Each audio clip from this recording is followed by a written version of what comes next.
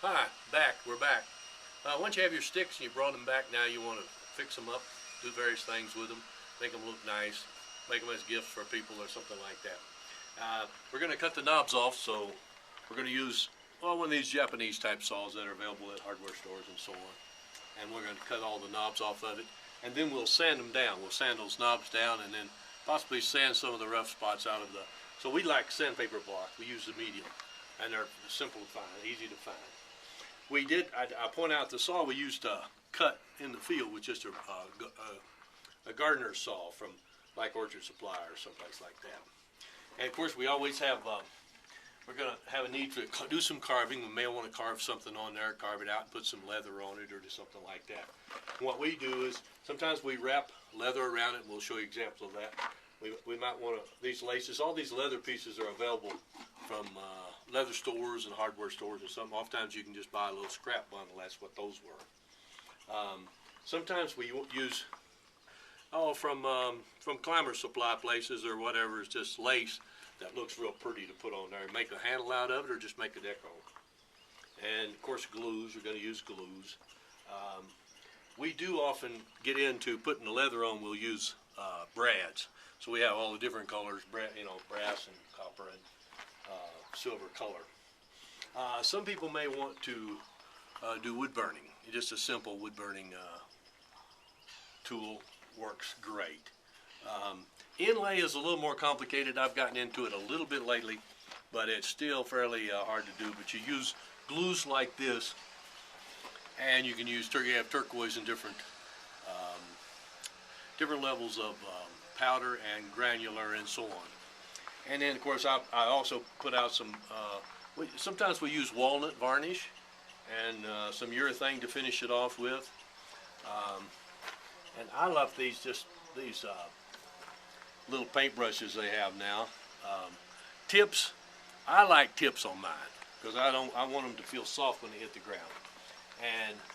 And knives, different carving knives, which we get at the wood carver's place. So this is the kind of things that you can use. You don't have to have any of these things, but it's good to have some of them, and you can have a lot of fun if you're going to make a gift for somebody. You can kind of trim it up, and I'll show you some in a minute. Yes, now we're going to get these branches and knots off of here and using our Japanese saw, and it's pretty simple. And I didn't mention that with all of this, wearing gloves is good. You have to be careful not to get yourself cut, obviously. That's all I'll say about that. But I like taking these off and then sanding them off nicely and carving them. I used to take a pocket knife or one of those woodworker's knives and finish up the job. And the idea here is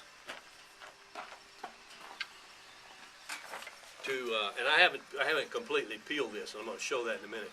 But just to trim this on down, I cut that one down smooth enough. There's not much to do with it. So you got to obviously trim off your knots and limbs and get that as smooth as you can, and then we're going to finish taking this off. And I just want to point out that if you have problems, there's about 3 layers of this on a lot of wood. And if you want to take them off carefully because you don't want to butcher that inside surface. And I use as far as cleaning these, I use a blunt knife that I took and kind of cut down so it was a good tool. I just made a tool that wouldn't cut through the wood, but that was made a good raker. And that's how I get these things cleaned down like this. It'll take some time, but when you get done, you really do have a nice product. Another way to do it is to soak this thing. Take a towel, wrap it, soak the towel, and let it lay for 3 or 4 hours, and then come back to it. And then this stuff will peel off much easier and much cleaner in the process. So that's just part of cleaning it. You can do that any way you want to, for that matter. I like to finish off the knots so that they're smooth before I start sanding. And these are all, I've trimmed them with the Japanese saw, carpenter's saw. And I'm just going to, it takes a while to do this. So I'm just going to go through and trim them, and I like to make those knots look good, as nice as I can. This one had a lot of knots on it for some reason. That's the reason I picked this stick to show you. Now I'm going to turn the stick around the other way so that I can trim the tops of each one of these. But that's the way I do it.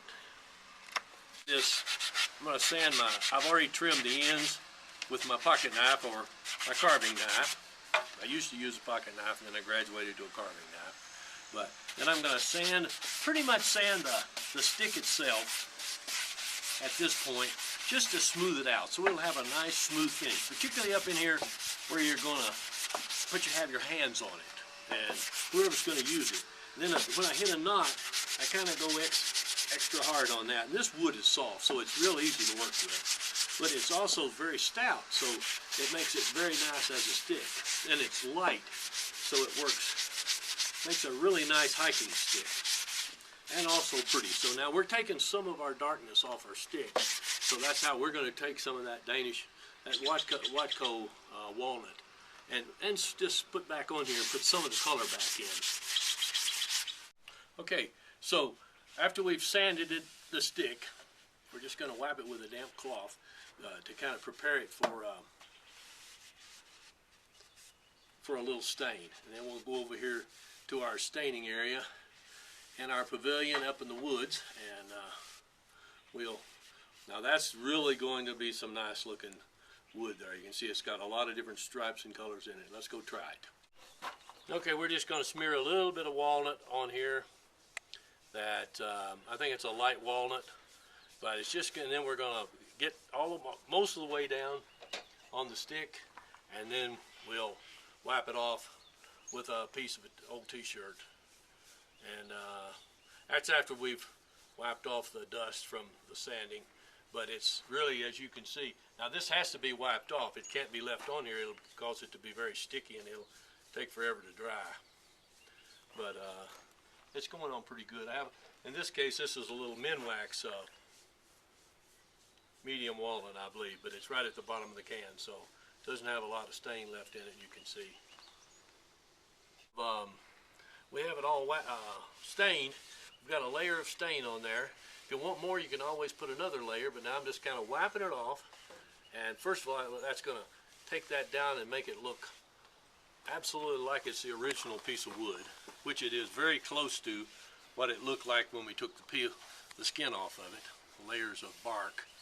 But next thing to do is do some work on it, maybe do some carving on it, maybe inlay a piece of turquoise in one of the knots, or carve a leaf or a feather or some feathers or something like that, and I'll show you some of the different things on some other sticks that we usually do.